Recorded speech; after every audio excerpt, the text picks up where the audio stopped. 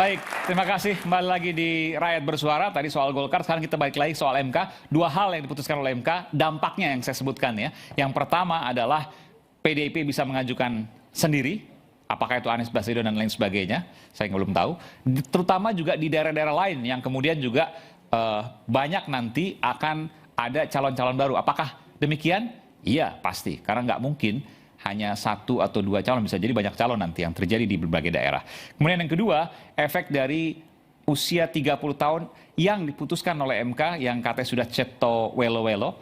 30 tahun usia calon kepala daerah adalah saat pendaftaran yang memiliki implikasi atau dampak Kaesang tidak bisa maju untuk pilkada di tahun ini ketika seluruh putusan MK itu diberlakukan tahun 2024. Sedikit saja Bung Kodari tadi. Jadi Anda menyatakan bahwa ini ya udah keblinger dan sebagainya, itu pendapat Anda. Tapi kan ini sudah berlaku. Oh iya, iya. Dan Anda setuju bahwa putusan MK berlaku saat dibacakan? Setuju. Artinya dua implikasi tadi diberlakukan segera dong? Oh iya, setuju.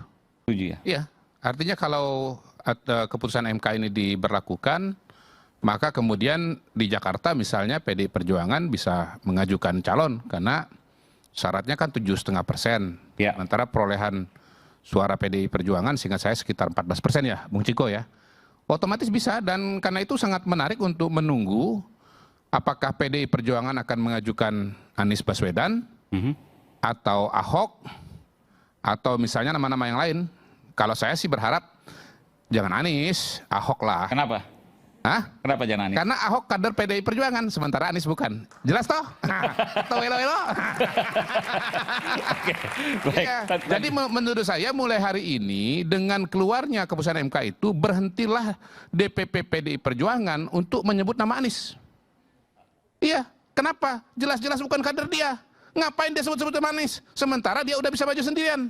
Lain kalau PDI Perjuangan nggak bisa maju sendiri. Setuju atau tidak, mahasiswa? Nah, itu setuju. Itu dia benar. Oke, ya, jadi saya sangat tertarik dengan dinamika politik ke depan dengan keputusan ini, dan ya kita ikutin saja apa keputusan Mahkamah Konstitusi.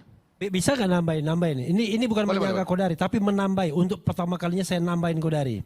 Saya berharap juga itu yang Kimplas ya, kan terbuka kemungkinan mengajukan calon sendiri kan, kader sendiri. PAN mengajukan Zita Anjani, ya kan? Kemudian Demokrat mengajukan siapa? Kemudian PKS mengajukan siapa? Indah pertarungan di Jakarta. Kalau mau konsisten, mungkin benar nggak? Benar nggak, Bro Kodari? Enggak, terpaksa saya bantah. Karena gini, Koalisi Indonesia Maju. Kalau orang Palembang bilang lemak di diri nggak enak diurang. Jadi begini, jadi pencalonan itu kan ada unsur kualitatif. Coba kita tanya Mas Yudha dulu. Ada. Hei, hamba-hambaku setuju nggak? setuju juga. Setuju. Setujunya setuju kasihan, bukan setuju. Jadi gini, kan mengajukan calon itu kan ada dua pertimbangan besar. Pertama kuantitatif, hasil survei, kemudian kualitatif. Nah, kalau bicara kualitatifnya, PDI Perjuangan ini beda dengan partai-partai yang ada di Kimples. Kalau Kimples ini mau bergabung dalam pemerintahan nasional. Nah, sementara PDI Perjuangan kan enggak gitu. Sehingga PDI Perjuangan tetap maju dengan calonnya sendiri. Untuk diingat teman-teman, Pilkada 2024 yang serentak ini ketika dirancang tahun 2016 sebetulnya tidak cukup membayangkan, nggak nyampe itu imajinasinya bahwa hasil pemilu tahun 2024 di tingkat nasional itu bisa punya implikasi yang besar kepada pilkada. Jadi pencalonan pilkada itu ternyata terkait dengan apakah partai politik mau masuk dalam kabinet yang ke depan atau tidak gitu. Ini kan pendaftaran bulan Agustus, kabinet dibentuk bulan Oktober, pilkadanya nanti bulan November. Jadi dengan berat hati saya agak menolak gagasan atau kesimpulan dari teman saya Refli Harun. Gitu, kasih. Iya, karena dia takut kalah soalnya. Kalau yang maju Anies, sebelum udahlah, kan gitu ujung-ujungnya. Oke, saya ke Bung Panel baru dulu. Bung Panel, sebelum saya ke Bung Ciko ya. Bung Panel, bisa mendengar saya? Bung Panel? Baik. Bung Panel, Anda setuju bahwa tadi disampaikan oleh Bung Kodari, disampaikan oleh Bung Refli, bahwa putusan Mahkamah Konstitusi yang memiliki implikasi atau dampak terhadap dua hal. Yang pertama, ambang batas pencalonan partai politik atau gabungan partai politik turun, ya. Sekarang misalnya di Jakarta PDIP bisa mencalonkan sendiri yang sebelumnya tidak. Kemudian yang kedua, Mas Kaisang tidak bisa dicalonkan pada Pilkada 2024 ini. Dan ini segera berlaku pada saat MK membacakan hari ini. Anda setuju dengan itu? Setuju apa? Kita punya kemewahan apa untuk bilang setuju atau tidak setuju? Berdasarkan persepsi Anda. Yang pasti Projo ya melalui Des Pilkada yang sudah kita bentuk,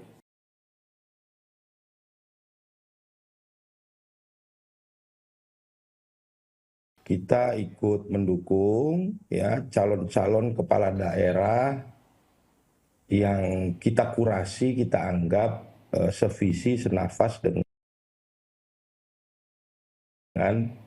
pemerintahan terpilih Prabowo Gibran. Ya, nah untuk kasus Jakarta sendiri, ya sejak awal kita sudah sampaikan bahwa dalam pilkada serentak di Jakarta kita mendukung Ridwan Kamil, gitu ya. Kalau hari ini kemudian ternyata Ridwan Kamil benar-benar bisa berlayar, ya pasti kita dukung. Dan kita selalu siap apapun situasi yang kita hadapi ke depan. Dan kami konsisten selalu bilang bahwa pilkada serentak ini bagus kalau tidak lawan kota kosong. Karena kita tidak dalam menyusun skenario lawan kota kosong. Di Sumatera Utara sendiri pun kita juga kan tempo hari menanti lawan tanding dari Bobi Nasution. Alhamdulillah teman-teman PDIP sudah memutuskan Pak Edi Rahmayadi menjadi lawan tanding Bobi Nasution, sehingga kekhawatiran tentang kota kosong tidak terjadi, gitu loh. Jadi kita konsisten aja. Kalau kami sih siap bertempur, ya siap mendukung RK di Jakarta, dan kami punya keyakinan RK bisa memenangkan pertarungan pilkada serentak di Jakarta. Apalagi ya ditambah dukungan dari teman-teman PKS misalnya. Dan saya juga bagian yang percaya bahwa incumbent itu keramatnya memang susah menang di Jakarta, dan seluruh incumbent ditafsir di survei ya selalu memiliki angka elektabilitas paling tinggi. Maksudnya ini Anies Baswedan nih? Iya. Susah menang di Jakarta? Iya, incumbent nggak pernah menang di Jakarta, dan semua yang disurvei angkanya tinggi kalah semua. Contoh waktu itu Bang Foke ya? Itu paling tinggi. Iya, Fauzi Bowo, oke. Iya kan, incumbent. 2017 Ahok paling tinggi, ternyata Anies yang menang. Gitu loh. Nah kami meyakini itu. Jadi untuk bisa memenangkan Ridwan Kamil, kami siap untuk menggerakkan seluruh mesin organisasi di 267 kelurahan, 44 kecamatan. Projo siap memenangkan itu. Dibantu tentu dengan kemenangan PKS nanti di Jakarta yang terbukti pemenang pemilu juga di Jakarta. Baik. Berapa kelurahan? Berapa kelurahan tadi Projo? Kombinasi yang maut ini. Berapa kelurahan tadi Projo? Ada sebutan tadi? Jakarta ini kan ada 267 kelurahan. Kita akan siap menggerakkan seluruh resource organisasi yang kita miliki untuk memenangkan RK di Jakarta. Luar biasa. Dan semua kelurahan ada agennya Projo gitu ya? Iya, kita luar biasa. Oke. Saya tanya ke Bung Iwan, ya, harus imbang juga saya tanya. Bung Iwan, ini Anies Baswedan ada kesempatan untuk maju, mungkin diusung oleh PDIP kalau nggak ngusung Ahok menurut Bang Kodari. Tapi kalaupun diusung Pak Anies Baswedan, Mas Anies, biasanya incumbent itu kalah. Fauzi Bowo, Ahok, sekarang kan Anies Baswedan. Komentar Anda? Ya, berbeda ya. Kalau Fauzi Bowo berbeda sama Anies. Anies itu dianggap berhasil. Tanda-tandanya apa? Tondo-tondonya kata Bang Kodari. Tondo-tondonya dia dipromosikan jadi calon presiden dan 45 juta rakyat Indonesia memilih. Itu tondo-tondonya berbeda ya. Jadi seperti tadi semua kata Bang Panel. panel Barus itu dia kurang baca literaturnya. Jadi baca lagi siapa itu Pojibowo, Ahok ya. Jadi kalau Anies itu memang sangat diterima oleh masyarakat Jakarta. Oke, tidak ada masalah. Semuanya bagus. Transportasi publik ya, itu terintegrasi ya. Orang kecil ya ini senilai dengan PDIP. Anies itu sangat peduli terhadap orang kecil. Yang kecil dibesarkan, bukan berarti mengecilkan yang besar. Ya, jadi sangat transportasi kita sangat peduli.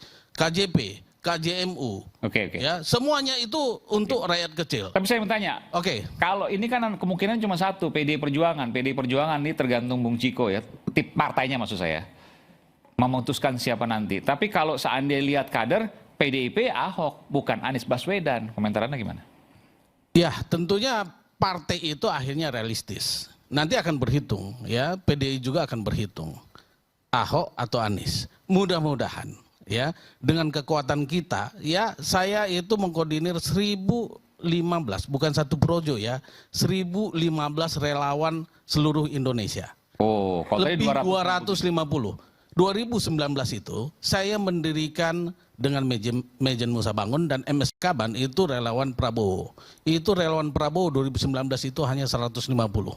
Relawan Jakarta ini maksudnya? Seluruh Indonesia. 2019. Hari ini Pilpres itu 1015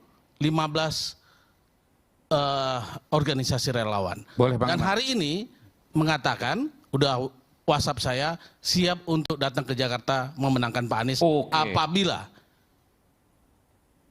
PDIP mengusung Pak Anies. Dan bukan hanya itu, kalau seandainya PDIP mengusung Pak Anies, 45 juta pendukung Pak Anies seluruh Indonesia akan mendukung calon-calon PDIP. Itu kata relawan dari daerah. Bang Iwan mau tanya, Bang Iwan relawan Pak Anies di 2024 ini, Pilpres? Yes. Oke, saya saran kepada Pak Anies, jangan diajak lagi Mas Iwan ini. Kenapa?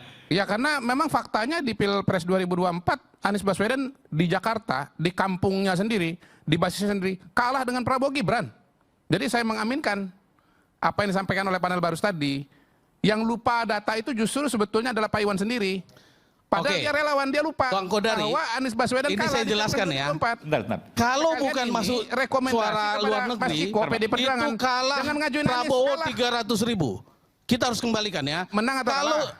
Kalau tidak masuk suara luar negeri, menang atau kalah? Kalah Prabowo. Kalah 300.000. Kalah di Jakarta. Kalah. Nggak bisa diperlakukan kayak pemilu legislatif. Makanya kalau tidak masuk suara luar negeri kalah aja. Suara luar negeri kan di luar negeri juga yang menang adalah Prabowo Gibran. Adalah suara luar negeri Jakarta saja. Yang menang kemarin itu sama nomor 2 Ganjar. 300.000 kita menang. Ya, pokoknya jangan ini harus jelas. Ajak lagi Pak Iwan ini. Kalah Mas Anies. Kalah ya PDI Perjuangan. Bagaimana kalah? Ahok aja Ahok. Enggak pernah kalah. 300.000 ini data. Ini data KPU, Bos. Data KPU. KPU mengatakan bahwa Anies itu kalah. Itu lawan Prabowo bukan kalau hitungan kita kembalikan kepada institusinya namanya KPU. Anda merasa menang tapi KPU mengatakan Anda kalah. Saya jelaskan pelan-pelan ya. Ini Saya jelaskan pelan-pelan. Bung Adar klaimnya data KPU. Kalau Anda data apa? Data KPU juga. Data KPU gimana? Silakan publik cek, silakan teman-teman cek. Yang menang di Jakarta siapa? Beda ya. Kalau data KPU untuk Pilkada DKI itu suara luar negeri tidak dihitung. Itu Anies menang 300.000.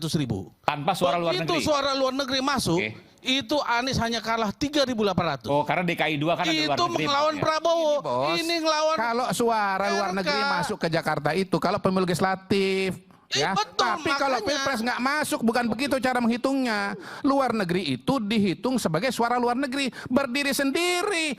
Jangan diajak lagi, jangankan memenangkan. Cara ngitung aja nggak bener ini timnya ini. Oh, jadi bentar, Bung Kodari saya mau tanya. Jadi untuk pilpres yang tadi Bung Kodari sebutkan ANSI hanya suara DKI Iya. saja tanpa luar negeri. Enggak, di luar negeri itu berdiri sendiri. Nomor satu, Pak 60 Prabowo. berapa? 64 apa 66 PPLN begitu. Gini pertanyaannya, apakah Prabowo mau nyalon pilkada DKI lagi? Kan enggak. Ya kan? Enggak. Saya enggak menyorot Prabowo. Karena Poin itu saya adalah menurut Anies kalah. Ya. Menurut saya, Anies kalah. kan Anda kan pelaku survei. Anda percaya nggak dengan survei-survei yang dilakukan SMRT? Oh, percaya. Nah, Anies yang tertinggi for the time being. Gini saya tambahkan. Ngapain Saya Anda tambahkan. kemudian Waktu pilpres mendorong dulu, partai PDIP awalnya Anies tidak juga unggul, menyalonkan Anies. tapi ujungnya kalah. Kodari ini takut banget sih sama Anies. Enggak takut. Takut Anda kelihatan bener Mana takut. ada pemenang takut? Wah takut. Ini data historis. Ini kelihatan- Awalnya Anies menang, Weh, tapi Anda kemudian itu jadi kalah. takut kalau Anies nyalon. Enggak Kenapa sih takut, heran? maju aja. Kita Yang- bertanding Yang saya aja. bantah ini begini. Anda kan sudah Beliau 12 partai mengatakan politik. bahwa Anies ini akan Kok lagi penakut naik. sekali sih Jangan, Anda Pilpres jadi sudah orang kalah. sudah Tondo-tondonya presiden, kalah. sudah wakil Tondo-tondonya presiden, sudah menteri-menteri, sudah apa penakut dia ini orang Nggak heran takut. saya. Oke. Saya cuma Cuma dengan mengoreksi Anies datanya kok Pak Iwan takut. aja. Kita Oh, kembali saat betul, lagi, saya tetaplah ini. bersama kami di Rakyat Bersuara.